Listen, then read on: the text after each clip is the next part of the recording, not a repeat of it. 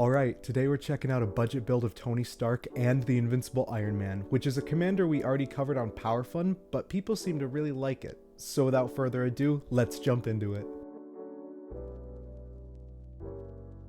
Now of course we gotta start by talking about the commander. The front side is Tony Stark, who just simply taps to look at the top 4 and get an artifact, but what we're really interested in is the back. The Flying Haste 5/5 with at the beginning of combat put an artifact into play. If it's an equipment, it gets equipped to him. So we're gonna have some equipments, some big artifacts, and other things along the way that help synergize with that.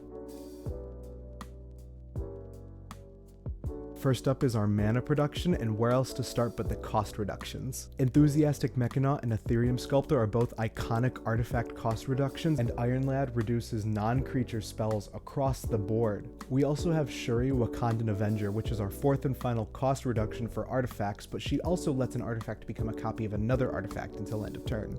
We also got Solemn Simulacrum, which doesn't see much play anymore, but we can cheat it into play with our commander. We also have 2 mana dorks in the form of Ornithopter of Paradise and Hydraulic Helper, both artifacts that we can put into play with our commander that taps to let us play artifacts. And rounding out, we have normal mana rocks in the form of Izzet Signet and Arcane Signet, as well as Soul Ring, just some normal mana rocks to help us get our commander faster.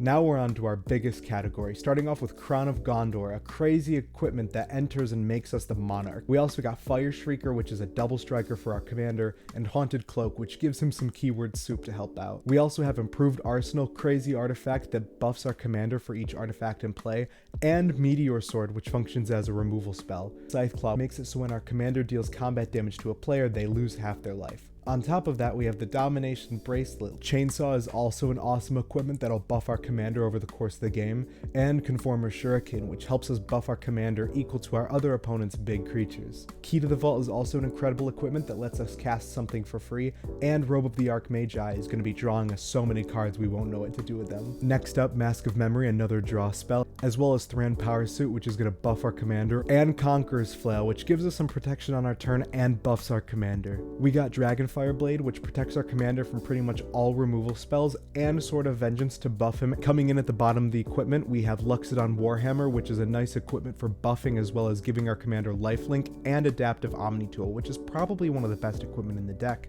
It'll let us find other equipment and buff our commander. But what about other big cheats we want to throw in? Well, what about Combustible Gearhook, which will let us draw or deal a ton of damage to our opponent?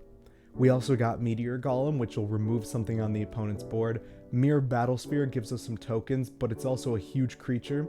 Inkwell Leviathan is just a massive creature we can swing with or block with. Steel Hellkite can be a mini board wipe to one player in specific. Triplicate Titan can make a bunch of other things when it dies, but it's also massive itself. Kappa Cannoneer is just incredible. It's an incredible card across the board, but we're going to be playing so many artifacts that it'll be a massive unblockable attacker. Metalwork Colossus is also a massive creature that we'll be able to cast for free eventually, but also it'll never stop coming back. And rounding out big cheats, we have Darksteel Colossus, which is a massive trample indestructible creature that will swing with every turn.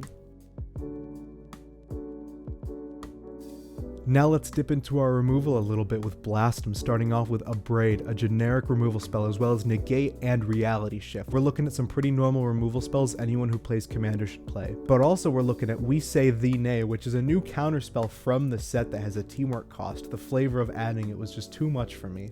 Also Chaos Warp and Rapid Hybridization, pretty normal. And rounding it out, we got 2 Board Wipes, Blasphemous Act, and Vandal Blast.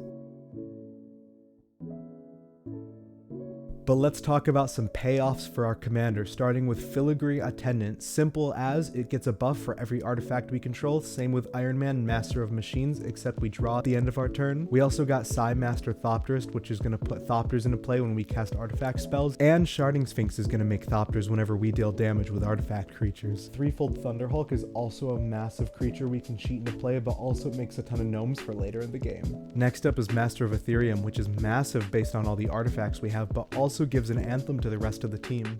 And rounding it out, we got 3 things whose power is based on artifacts. We got Uthros Research Craft, which draws us cards along the way as well, not to mention Krang Mastermind, which also draws us when it ETBs, and Brotherhood Vertibird, which is a vehicle, but its power is equal to the artifacts we control.